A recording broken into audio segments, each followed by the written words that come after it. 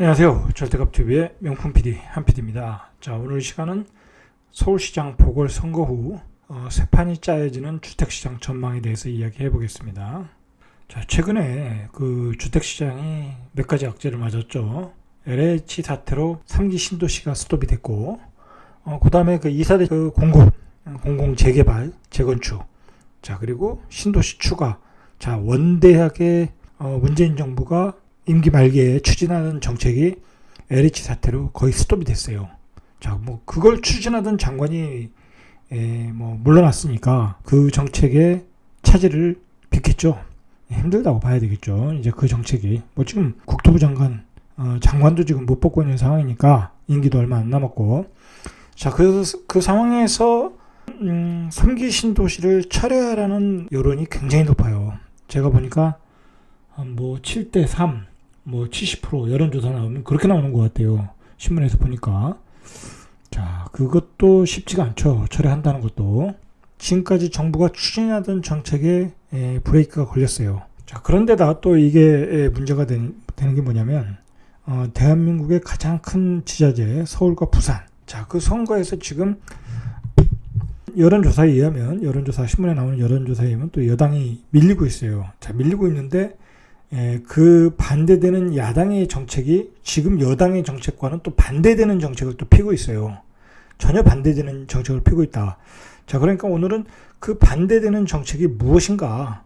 지금까지 여당이 추진하던 정책과 반대되는 정책이 무엇인가? 만약에 야당이 당선되면은 어떠한 주택 정책이 나오는가? 어떠한 시장이 형성되는가? 자, 우리가 한번 그것을 미리 예측을 해보자는 거죠. 자, 예측을 하고 예측이 되어 있어야 미리 대응을 하죠. 만약에 이제 4월 7일 선거에서 여당이 이기든 야당이 이기든 자, 그것에 따라 주택시장의 어떤 체질이 바뀔 수 있다는 거예요.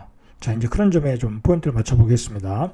자, 그렇게 포인트를 맞추다 보니까 당연히 이제 바뀔 가능성이 있는 사람, 지금의 여당의 후보가 되면 기존의 정책의 결대로 가는 거니까 바뀔 부분이 별로 없어요. 그거는. 자, 그러면 지금 야당 후보의 정책을 중심으로 한번 이야기를 해보겠습니다. 어쨌든 지금으로서는 확률이 더 높으니까 여론조사에서 더 우세하게 나타나고 있으니까. 이제 그 보유세가 나오면서, 보유세 종부세가 나오면서 어마어마하게 나왔어요. 생각보다 많이 나왔어요. 자신이 생각한 것보다 한 3배 정도 나왔다고 그래요. 체감적으로. 지금 그래서 다가구 다주택자들, 고가주택을 많이 가지고 있는 다주택자들 입장에서는 지금 거의 멘붕이에요, 멘붕. 자, 그런데 실제로 그것이 가격이 떨어지느냐는 또 아니에요. 가격이 떨어지냐. 대부분이 또 증여로 돌리고 있어요, 증여로. 왜냐면 시장에 팔 수가 없으니까. 자, 그러니까 그게 또 시장의 영향에 또 미비하게 나타나고 있는 것 같아요. 벌써 자, 그것과 함께 이제 서울시장 선거가 또 맞물리면서, 예를 들어서 지금 야당의 후보가 우세하다 보니까, 자, 야당의 후보는 한강 르네상스와 서울 재개발 재건축, 자, 그걸 통한 공급 정책이에요. 자, 그러다 보니까 또 서울의 재개발 재건축, 자, 벌써 들썩이고 있어요. 자, 압구정동은 이제 평당 1억을 오버했고, 물량 부족 구간으로 들어갔고, 오늘은 이제 서울시장에 주력을 하는 거예요. 오늘 서울시장의 후보를 중심으로 이야기하다 보니까 서울의 개발의 큰 흐름을 좀 이해를 하셔야 돼요. 자, 큰 흐름을 이해한다는 건 뭐냐면, 자, 간단하게 제가 정리를 해봤어요. 자, 서울의 개발의 큰 흐름은, 자, 서울의 구도심은 바로 이제 강북이었어요. 자, 강북이고 계속 전국에서 사람들이 몰리다 보니까 강남 개발을 한 거죠. 강남 뽕밭을 개발한 거예요. 뽕밭을. 자, 이게 이제 박정희 정권 시절에 1972년도 그 정도, 2년도, 3년도. 자, 이때는 강남 개발은 신도시라고 보시면 돼요. 강남 신도시를 개발한 거예요. 그게 서울에 편입된 거지. 자, 그렇게 보시면 되는 거예요. 그 다음에 이제, 그러면서 이제 강남으로 많이 이제 부자들이 이사를 했고, 강북은 쇠퇴하게 되는 거예요. 자, 그러면서 이제 강북도 소규모 재개발을 했겠죠. 강북도 주거 여건은 점점 좋아졌으니까 교통 여건도 좋아지고, 수요도 많아지고, 대기업들도 들어서고. 자, 그러다 보니까, 강북은 소규모 재개발로 이제 도심 재생을 한 거예요. 자, 강남 개발, 강북 재개발. 자, 그런 식으로 이제 개발이 되었을 거라는 거예요. 자, 그러다가 이제 더 많은 사람들이 서울로 몰려오니까, 집값이 폭등했죠. 88년 이후로. 자, 88년 이후로 3만원 사람들이 서울로 계속 들어오니까, 강남, 강북까지 오는 감당이 안 되니까, 바로 이제 노태우 정권 시절에 일기 신도시가 나온 거예요. 일기 신도시. 자, 일기 신도시 개발로 간 거예요. 방식이. 자, 그러다가 이제 일기 신도시도 감당이 안 되는 거예요. 이제 그것도 더 이상 수요에 맞춰 공급을 할 수가 없으니까 이제 서울이 점점 더 좋아지고 있으니까 이 MB 정권 들어서면서 이제 서울의 도심 재개발을 한 거예요. 도심 재개발, 재건축을 한 거예요.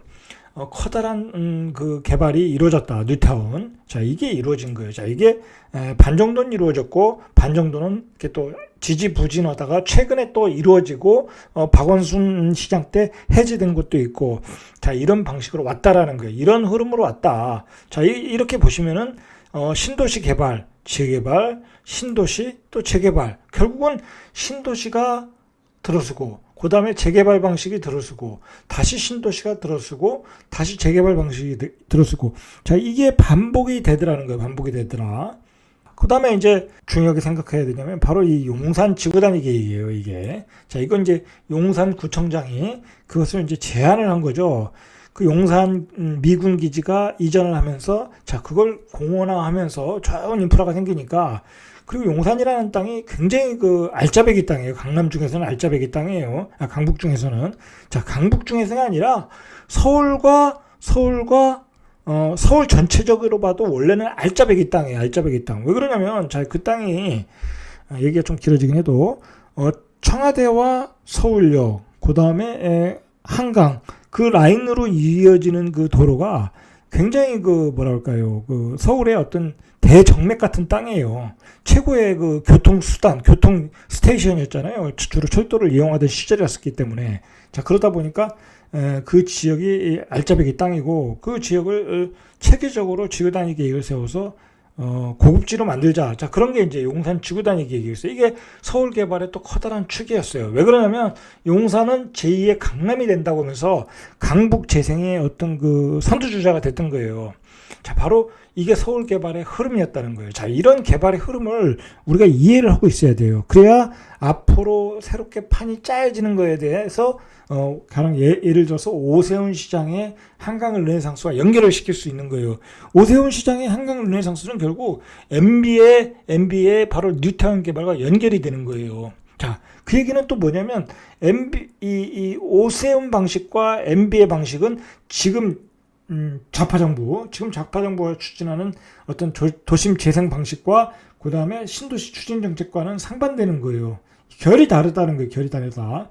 자, 왜 그러냐면 뒤에서 얘기하겠지만 왜 좌파 정부가 도심 재생을 적극적으로 안 했는가? 특히 뭐 고급지에서, 강남에서, 아니면 기득권들에게 특혜를 준다는 거예요. 기득권들에게 특혜를 준다. 너무 많은 특혜를 주니까 공공이익에 대해서 어떤 배려를 해야 된다. 공공이익에 대해서 기부를 해야 된다. 자, 그래서 이제 거기에 공공임대를 집어넣고, 그 다음에 층수도 제한을 하고, 자, 그러다 보니까 활발하게 진행이 안 됐던 거죠. 자, 분양가 상한제도 적용을 하고, 자, 이러다 보니까 재개발이 진행이 될 수가 없는 거예요. 집값은 오르는데 분양가를 낮게 책정하니까 집을 가진 사람이 손해를 보면서 내가 할 수는 없다. 자, 그래서 이제 재건축 재개발이 활발하게 안 됐다라는 거예요. 자, 그 반대로 바로 이제 지금 야당, 오세훈 시장을 대표로 하는 그런 야당의 정책은 바로 이제 민간 참여를 적극적으로 하고 분양가도 풀어주고, 자, 그러면서 시장 경제로 가겠다라는 거예요. 자, 이러한 흐름이라는 거예요. 이러한 흐름. 자, 우리가, 제가 한번 예전에도 말씀드렸지만, 대한민국은 어쩔 수가 없어요. 지금 보세요, 지금 보시면은, 대한민국 전국의 핵심, 전국의 핵 이슈는 부동산과 주택이에요. 자, 뭐 LH 사태라는 게 뭐겠습니까? 3기 신도시에 대한 추진에 대한 어떤 투기 사건이잖아요. 자, 그거에 대해서 또 그게 지금 전국을 흔들고 있잖아요. 자, 부동산이라는 거예요. 자, 서울시장 얘기, 서울시장 얘기 두 분이 무슨 얘기하고 있어요? 도쿄에 있는 주택이 문제다. 내곡동에 있는 그 땅 보상이 문제다. 전부 부동산이잖아요. 그죠? 자, 그리고 뭐 20대가 지금 많이 이제 그 돌아섰다고 하는데 그거 뭐겠어요? 결국은 이제 그런 불공평에 대한 어떤 부동산 가격에 대한 어떤 불평등, 불공평, 그거에 대한 어떤 반발이잖아요. 그러니까 이게 참 문제인데 이게 부동산과 주택이 지금 대한민국 정책의 어떤 그 판가름을 하는 그러한 이슈가 돼버렸다는 거예요. 이게 참 우리가 한번 생각해 볼 문제예요. 생각해 볼 문제이다. 자, 한쪽은 너무 무리한 규제 정책을 또 피고, 한쪽은 너무나 많은 기득권에 이득을 주고, 자, 그런 곳에 가운데서 어떤 그 중간에 그 균형점을 못 찾고 있는 것 같아요. 제가 보기에는 균형점을. 자, 그런 곳에서 문제가 있다. 한쪽은 이념적으로 가다 보니까 시장 경제에 안 맞고, 한쪽은 너무나 많은 특혜를 주는 게 아니냐라고 하기 때문에 또 반발이 생기고, 자, 이게 문제라는 거예요. 자, 그리고 또 근본적인 문제는 이 이주택 수요가 과연 문제냐라는 거죠. 이주택 수요가. 이번에 그 박영선 후보도 도쿄에 있는 주택이 문제다. 저는 도쿄에 있는 게 전혀 문제가 된다고 보질 않아요. 그 사람이 변호사가 도쿄에서 살기 위해서 그걸 산 건데 그게 뭐가 문제겠습니까? 자, 근데 이게 문제가 되는 것은 바로 그 여당이 자기네들은 고위직들은 1가구 1주택을 고수해야 된다. 그런 얘기를 한 것 자체가 도쿄에서 집을 사는 게 뭐가 문제냐고요. 머물기 위해서. 문제가 없는 거예요, 사실. 그러니까 제가 보기에는 쓸데없는 논쟁을 하고 있다. 쓸데없는 논쟁을 하고 있다. 제가 보기엔 그렇습니다. 자, 결국은 이 앞에서 봤듯이 두 개발 방식의 교차예요. 서울에는. 자, 신도시를 사람이 많이 몰려오면 신도시로 가고, 그 다음에 도심 내부를 재생해야 되겠다 하면 도심 정비사업으로 가는 거고, 재개발 재건축 정비사업으로 가는 거고. 자, 그러면서 서로의 그 어떤 그 야권과 여권의 각자의 정책적 이념에 따라 포인트를 둔 것 같아요. 어느 사업에 신도시에 포인트를 둘지, 도심 재생에 포인트를 둘지. 자, 그러나 이제 우리가 지금까지 봤듯이 지금의 여당은 지금으로 봐서는 신도시에 좀 주력한 게 있고, 꼭 그렇다고 얘기할 수는 없어요. 이제 3기 신도시를 2기 신도시, 3기 신도시니까. 자, 지금의 야당은 도심 재생 쪽으로 아무래도 주력을 했어요. 왜냐면 그건 MB 정권 때 뉴타운 재개발을 했고, 그리고 오세훈 서울시장 때도 뉴타운을 추가 지정하겠다고 했다가 안 했고, 상강 르네상스 한강 주변에 재개발 재건축을 추진하다가 또 스탑됐고, 자, 이제 그런 쪽으로 했기 때문에 각각 그러한 주안점을 갖고 추진했다라는 거예요. 신도시를 확장하는 것은 2000년대 초반까지 이루어졌고, 도심 재생 그 정비 사업은 MB가 들어선 이후 뉴타운 지정을 하면서 2007년 이후에 적극적으로 됐고, 자, 그 다음에 이번에 이제 문재인 정부에 들어서면서 3기 신도시가 적극적으로 나왔고, 자, 그러면서 이제 뭐 경기도 수도권에 많은 교통수단이 인프라가 생기고, 추가적으로 이제 GTX도 지정하고, GTX 예타 면제도 해주고, 자, 그렇게 갔다는 거죠. 자, 결국은 이 도심 재생이 문제가 됐던 건 뭐냐면, 이제 우리가 이제 그 요번에 말했듯이 요번에 이제 문제가 됐던 게 공급이 딸렸다는 거잖아요. 자, 그 공급이 딸렸던 가장 중요한 문제가 도심 재생이 안 됐다. 도심에서 재개발 재건축을 통한 공급이 안 됐다. 자, 그것은 이제 이익 공유제의 문제예요. 이익 공유제. 자, 그런데 우리가 이런 것도 생각을 해야 돼요. 예를 들어서 둔천 주공이 12,000가구인데, 자, 둔천 주공의 12,000가구만 거기다가 부시고 때려치우면 되는 거예요. 거기 그 사람들이 그 조합에서 추가적으로 주변에 인프라를 할 게 없는 거예요.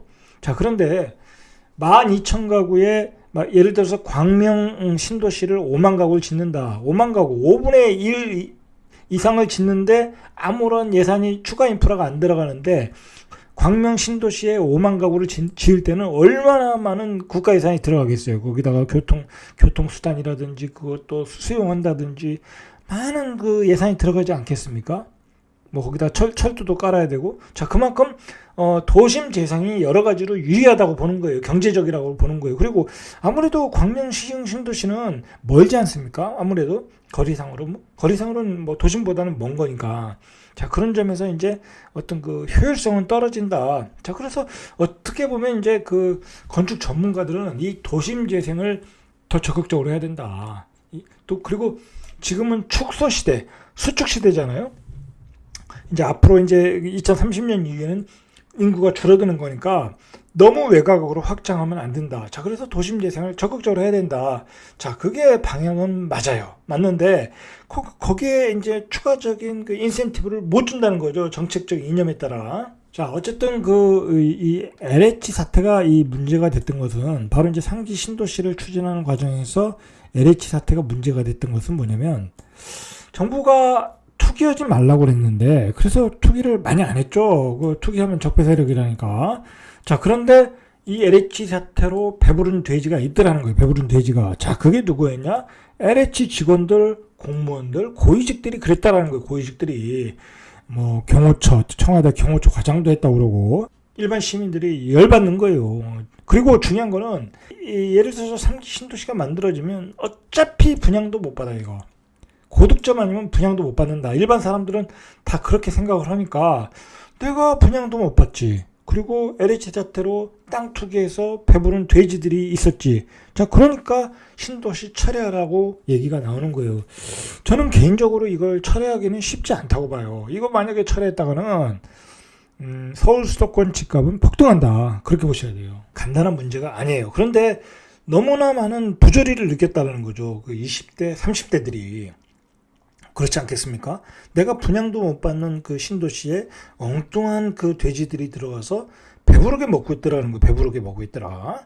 자, 그래서 따로 자본 이득을 보는 집단들이 있더라. 자, 그리고 그 액수도 어마어마하더라는 거예요. 몇십억씩 들어가더라. 사실 저도 놀랐어요. 얘기를 조금 자세히 들어가 보시죠. 서울에 우리가 뉴타운 시대부터 좀 보셔야 돼요. 왜냐면 이때부터 서울의 도심재생 정비 사업이 본격적으로 됐다. 자, 이 뉴타운은 바로 MB가 추진한 거예요. 이 뉴타운 산업이라는 것은 말 그대로 소규모 재개발을 여러 개 묶어버려서 그냥 한 동을 다 재개발해버리는 거예요. 재건축을 해버리는 거예요. 자, 그러다 보니만 그 동의 인프라들이 다 좋아지겠죠. 한꺼번에 동시 개발을 하다 보니까 주변 동네가 다 좋아지는 부의 효과를 누리는 거예요.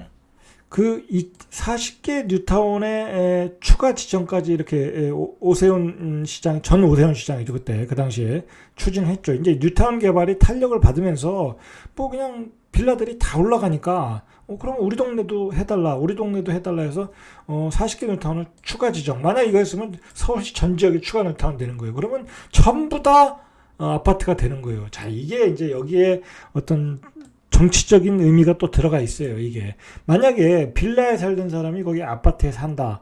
그럼 아파트 가격이 올라가지 않겠습니까? 자, 그럼 어떻게 되겠어요? 바로 보수화가 되는 거예요.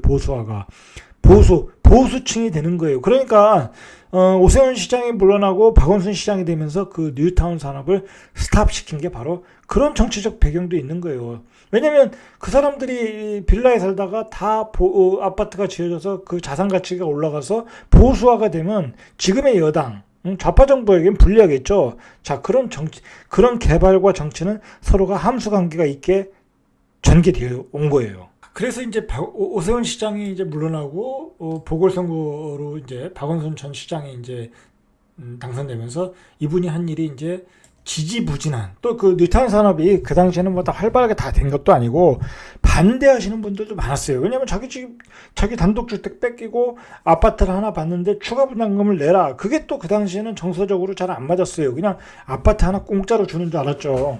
자, 그게 그렇지 않았다. 자, 그러다 보니까 반대 세력도 많았기 때문에 뉴타운을 해제한 지역이 있어요. 자, 이제 요즘 그게 이제 다시 이제 다시 또 지정이 되고 뭐 그런 과정을 겪었던 거죠.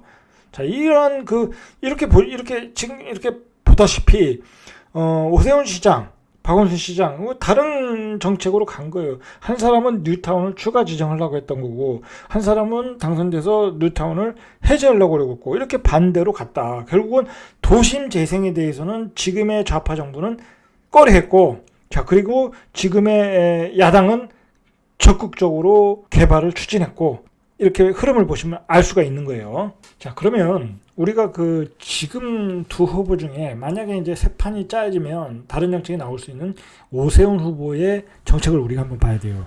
자, 오세훈 후보의 정책은 보면 재개발 재건축을 정상화하겠다라는 거예요. 자, 18만 5천 채. 어마어마한 거죠. 이거 어마어마한 거예요. 도심 재생 숫자로는. 그리고 여기서 보시면 이 정상화라는 단어가 중요한 거예요. 이 정상화. 이 정상화라는 단어는 뭐냐면 말 그대로 그 안전진단 기준을 정상화하겠다는 거고, 그리고 재개발 재건축 기준을 정상화하겠다는 거예요. 이제 뭐라 그럴까요? 엄격하게 적용하던 것을 완화해서 가겠다. 자, 그리고 분양가 상한제도 풀 수 있도록 가겠다. 뭐 이제 그런 게 바로 이제 정상화예요. 뭐 사업성이 있어야 재개발 재건축이 활발하게 진행되는 거니까. 자, 이 오세훈 후보의 재건축은 이제 앞에서 봤듯이 정상화하겠다라는 건데, 자, 이제 이 정상화라는 게 뭐냐면 결국 용적률이에요. 용적률과 충수 규제를 완화할 것이다라는 거예요. 용적률과 충수 규제. 자, 이제 그 대표적인 게 뭐냐면 바로 이제 한강변이, 이게 이제 예전에 50층을 한강변 르네상스를 위해서 오세훈 전 시장일 때 50층으로 이제 가겠다. 자, 그리고 공공기부 체납을 해라. 자, 그게 박원순 시장이 되면서 35층으로 이게 축소가 됐어요. 이제 50층은 없었던 거예요. 그러니까 전부 다 재건축 재개발 사업이 한강변에서 재건축 재개발 사업이 다 중단된 거예요. 자, 이제 그런 것을 정상화하겠다라는 거예요. 신규 지정이 중단됐던 재건축 재개발 지역은 기준을 완화해서 연간 2만 채를 재지정하고, 자, 이게 뭐예요? 기준을 완화한다는, 기준을. 이게 중요한 거예요. 기준을 완화한다. 그렇게 해서 2만 채라고, 노후 주거지는 5년간 3만 5천 채 규모의 신규 구역으로 지정할 예정이다 라는 거예요. 그러니까 재건축 도심 재생을 활발하게 하겠다. 자, 그 얘기예요. 사실은 이게 도심 재생을 해야 이게 뭐랄까요, 좋은 주거지를 제공할 수가 있어요. 왜냐면 직주 조건이 되니까 생활의 질이 올라가는 거죠. 자, 그리고 우리의 도심의 인프라들이 좋지 않습니까? 뭐 상권도 좋고 교육 환경도 좋고 교통도 좋고, 자, 그런 인프라들을 적극적으로 이용하자. 배후의 주거지를 단단하게 져서, 자, 그런 정책으로 가겠다. 그러기 위해서는 재건축 재개발의 기준을 완화한다. 자, 그 구상은 괜찮아요, 제가 보기에. 자, 그러면 만약에 야당의 후보가 서울시장이 되면 그 사람이 그 사람이 원하는 대로 재건축 재개발을 완화하고 뭐 용적률을 올려주고 그게 가능할까요? 자, 그거는 그렇지 않겠죠, 당연히. 자, 서울시장의 권한을 벗어난다는 지적이 나오고 있어요, 그 공약들이. 자, 이 재건축 재개발을 활성화한다는 거, 또는 도로, 철도 위, 뭐 주택 건설 등 이런 것들은 서울시장의 권한을 벗어난다라고 보시면 되는 거예요. 자, 그러니까 국토교통부의 협조, 중앙정부의 협조가 없으면 불가능하다는 얘기예요. 지금 오세훈 시장이 가장 강조하는 그 정책 중에 하나가 바로 이 한강 르네상스의 기대감이에요. 자, 이 양반이 2006년부터 2011년까지 서울시장으로 재직하면서 한강을 중심으로 한 서울의 도시공간 구조를 개편하겠다는 것이 바로 한강 르네상스예요. 자, 한강 주변을 고층 아파트로 짓고, 자, 기부 체납을 받아서 그곳을 시민들이 즐길 수 있는 공원으로 만들고, 자, 그리고 그런 경관을 만들어서 어떤 세계적인 도시를 만들겠다. 자, 그게 한강 르네상스였어요. 자, 구체적으로 보면 이 한강 르네상스는 그 세빛둥섬을 비롯해서 용산 국제업무지구, 자, 그 다음에 여의도 국제금융지구, 상암 DMC, 자, 그 다음에 뭐 성동구, 이렇게 쭉 연결해가면서 한강의 스카이라인을 바꾸겠다는 거대한 사업이었죠. 자, 이렇게 되면 이제 홍콩과 같은 야경이 나온다. 자, 이제 그렇게 봤던 거죠. 자, 그게 부가가치의 생산축을 한강변에 두겠다. 자, 그런 거예요. 만약 이게 됐다고 하면 사실 좀 아쉬운 게 있어요. 만약에 이게 됐다고 하면 지금의 서울이 아니겠죠. 홍콩 같은 그런 멋진 서울이 나왔겠죠. 오세훈 시장이 이 10곳의 한강변 전략 유도 정비 구역을 지정했어요. 10곳에. 자, 10곳에 지정해가지고 50층에 달하는 한강 아파트 단지 건설을 추진했어요. 자, 그러다가 이제 중간에 이제 물러난 거죠. 투표를 해서 물러난 건데, 자, 이게 박원순 시장이 들어서면서 다 해제해버렸어요. 자, 그래서 이게 다 해제해버렸어요. 마지막 남은 뭐 성동구마저 35층을 넘을 수 없다는 이른바 35층 룰을 적용시켜서 다 중단돼 있어요. 자, 이게 그러니까, 자, 이런 것들이 다시 주목을 지금 받고 있는 거예요. 오세훈 시장이 다시 이제 어떤 가능성이 높아지면서. 자, 그래서 이 오세훈 시장이 지금 인터뷰한 내용에 의하면 재추진하겠다라는 거예요. 자, 5부는 시장이 되면 좌초됐던 한강 개발 계획을 다시 추진하겠다는 입장을 분명히 밝혔어요. 자, 그런데 이러한 그 용적률 완화를 하려면 35층 규제는 서울시장의 방침으로 가능하다고 그래요. 35층 규제는 그 용적률을 푸는 것은 시의회의 협조가 필요하다는 거예요. 그러니까 즉 조례를 개정해야 된다는 거예요. 자, 그러니까 오세훈 시장이 당선돼도 본인이 35층 50층을 올리겠다. 그게 불가능하다는 얘기예요. 시의회에서 조례를 규정해줘야 가능하다. 그런데 지금 시의회는 민주당이 지금 더불어민주당이 꽉 잡고 있죠. 자, 어쨌든 그 오세훈 시장이 당선이 된다고 하면 재지정 요건을 완화하겠다는 거, 완화해서 주택 노후도, 호수 밀도, 접도율 같은 기준을 원상으로 회복시키겠다고 그래요. 안전진단 기준도 전부 원상 회복하겠다고 그래요. 자, 이렇게 되면은 그동안 그 안전진단을 추진을 못하던 곳이 있었죠. 뭐 목동에서도 있었고, 뭐 상계동도 있었고, 자, 그런 지역들에서 안전진단을 추진을 하는 지역들이 많이 나오겠죠. 자, 그렇다 보면 어떻게 되겠어요? 안전진단을 통과하고 재건축이 추진이 되면 집값이 오르겠죠. 자, 이런 효과를 이제 볼 수가 있는 거예요. 두 개발 방식의 대립이었어요. 여당과 야당은. 아까서도 봤듯이 도심 재생에 대한 어떤 지금의 좌파 정부는 도심 재생에 대한 적극적 추진을 못했던 이유가 분명히 있었고, 이제 개발을 하다 보면 자산이 증가하고, 그게 이제 사람들이 보수화되는 부분도 있고, 그리고 또 그 집에서 쫓겨나시는 분들도 있잖아요. 임차인이라든지 아니면 뭐 일반 추가 부담금을 못 내시는 분들도 있을 거고, 자, 그런 약자들에 대한 배려가 있었던 것 같고, 자, 지금의 야당은 적극적으로 개발을 해서 서울의 부가가치를 높이려고 했었고, 그런 개발적 위주의 정책을 했었고, 그게 이제 뉴타운 정책이었고, 자, 어쨌든 이제 정부 입장에서는 임기 말에 되면서 이제 공급 부족에 대한 인식을 분명히 했잖아요. 자, 그래서 이제 뒤늦게 3기 신도시를 발표했고 1차, 2차로 갔는데, 자, 그게 이제 부작용이 나왔고 거기서 배부른 돼지들이, 엉뚱한 돼지들이 나온 거예요. 자, 그게 이제 LH 신도시 사태가 되면서 이제 이게 완전히 꼬이게 된 거예요. 꼬이게 되면서 지금 서울시장 선거도 불리하게 전개가 되고 있는 거잖아요. 자, 그러다 보니까 지금 서울시장이 누가 되느냐에 따라 주택시장이 이렇게 세 판이 짜여지는 것 같아요. 자, 이미 이제 어떤 재개발, 이제 여론조사에서 더 많이 나온 이제 오세훈 시장이 추진하는 정책에 맞춰 그런 또 재개발, 재건축의 시장이 벌써 이미 움직이고 있잖아요. 그죠? 그게 이제 대표적인 것이 이제 압구정동이고, 그 다음에 이제 목동도 이제 뭐 손님들이 좀 가는 것 같고, 예를 들어서 뭐 상계동 쪽도 그렇고, 자, 그렇게 활발하게 재건축, 재개발이 지금 그거에 대한 기대감으로 벌써 움직이는 것 같아요. 자, 보유세, 종부세 폭탄으로 시장이 가라앉아야 되는 게 정상이잖아요. 그죠? 정상이어야 되는 거예요, 그게. 사실 그렇게 해서 지금 물건도 조금씩 나오고 있어요. 급매물로 나오고 있어요. 근데 급매물들이 다 소화가 되는 것 같아요. 그게 이제 작년에도 나왔고, 짧게 소화가 됐고, 올해는 작년보다 덜 나올 것이고 분명히 대비를 했으니까. 자, 그런데 정부가 기대한 거는 바로 이제 3기 신도시 추가 공급하고 보유세 때려서, 종부세 때려서 집값을 안정시키자라는 게 정책이었는데, 그게 다 꼬여버린 거예요. LH 사태, 배부른 돼지 때문에. 자, 그래서 그 정책은 이제 추진도 못하는 상황이고, 그렇다고 지금 여론은 3기 신도시 철회하라, 광명시흥 철회하라는 여론이 빗발치게 일어나고, 자, 만약에 만약에 정말 여론이 안 좋다, 여론이 너무 안 좋다 그러면 3기 신도시가 최소한 추가로는 나올 수가 없어요. 지금 제가 보기엔 추가로도 쉽지가 않아요. 뭐 정부는 추가로 하겠다고 하는데 생각을 해보세요. 대통령의 지지도가 떨어지고 자신의 당의 지지율이 떨어지는데 그걸 추진할 바보가 있냐고요. 바보가. 제가 보기엔 추가로 안 나올 수도 있어요. 제가 보기엔 분명히 뭐 정치라는 것은 정치 공학적으로 움직이는 거이기 때문에 자신한테 불리하면 안 하는 거예요. 말이 필요 없는 거예요. 그거는.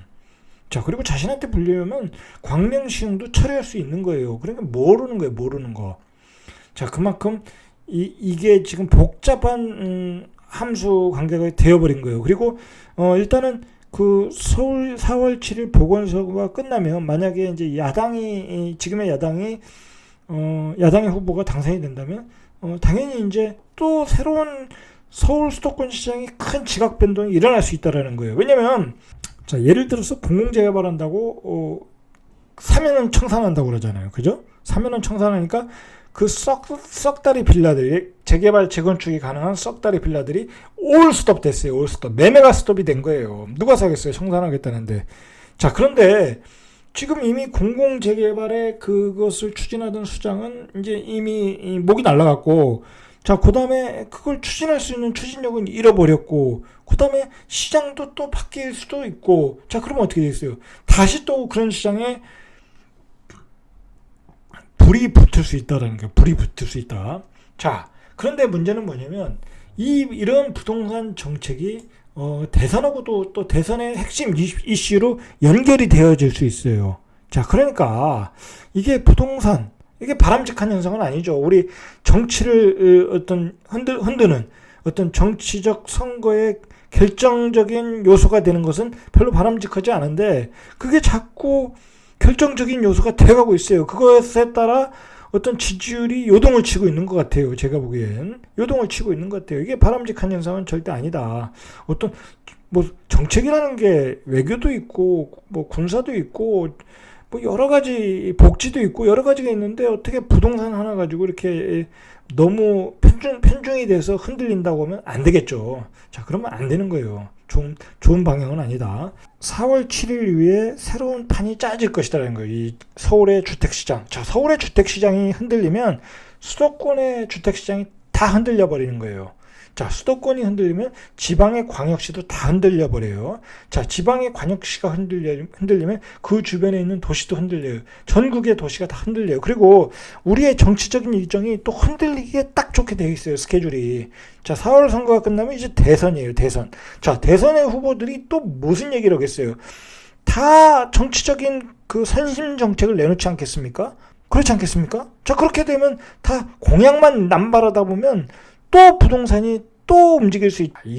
자, 그러니까 우리는 특히 무주택자들이나 내 집 마련하신 분들은 집값이 떨어진다. 집값이 폭락해야 된다. 그런 주장을 가질 필요가 없어요. 그런 주장을 가지실 필요가 없이 냉정하게 봐야 된다. 냉정하게 봐야 된다. 지금 정치적 일정을 보나, 그 다음에 어떤 정치판이 돌아가는 것을 보나, 그리고 서울 수도권의 어떤 공급 물량을 보나, 앞으로 2, 3년간의 공급 물량을 보나, 그리고 그렇게 믿던 3기 신도시의 추진도 위태로운 상황, 추진돼도 어차피 내가 분양을 못 받는 상황, 자, 그런 상황을 인식하시고 내 집 마련을 빨리 하는 게 좋을 것 같다. 자, 그리고 그럼 많이 너무 많이 올랐지 않느냐. 자, 그 부분은 돈 가치가 떨어졌어요. 여러분 생각해 보세요.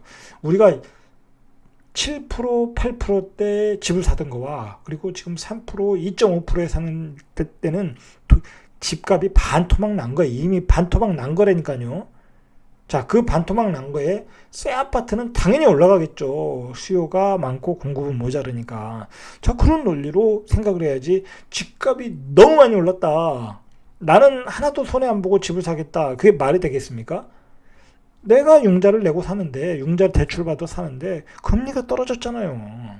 돈 가치가 떨어졌다는 거예요. 앞으로도 돈 가치는 올라갈 일이 없어요. 시장의 돈은 유동성은 계속 공급되니까. 그런 시각으로 새 판이 짜여지는 것을 예의주시하시고 4월 7일 이후에 시장이 어떻게 변하는가 한번 관심 있게 보시길 바랍니다. 이상 절대값TV의 명품 PD 한 PD였습니다.